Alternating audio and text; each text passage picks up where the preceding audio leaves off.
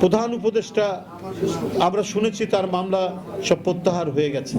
উনিও শেখ হাসিনার ঈর্ষা, বিদ্বেষ এবং আক্রোশের শিকার। আমরা নিজেরা যেমন আন্দোলন সংগ্রামে থেকেছি, আমরা কথা বলেছি, আমরা নিপীড়ন নির্যাতন সহ্য করেছি।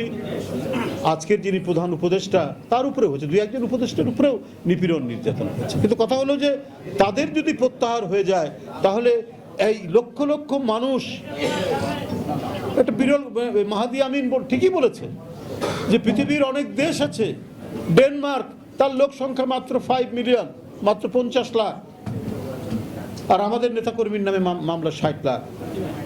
একটি দেশের জনসংখ্যার চাইতে বাংলাদেশে আসামির সংখ্যা বেশি। তো কেন এটি হবে? এই প্রশ্ন তো হতেই পারে, এই প্রশ্ন তো করতেই পারি। কখন দেশের এই বাংলাদেশ একটা স্থিতিশীল শাসনতান্ত্রিক পদ্ধতিতে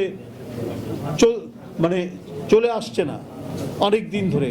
কখনো ডিকটেটর আবার তার বিবর্তন হয়ে সে আবার ক্রমাগতভাবে ফ্যাসিস্ট হয়ে ওঠে।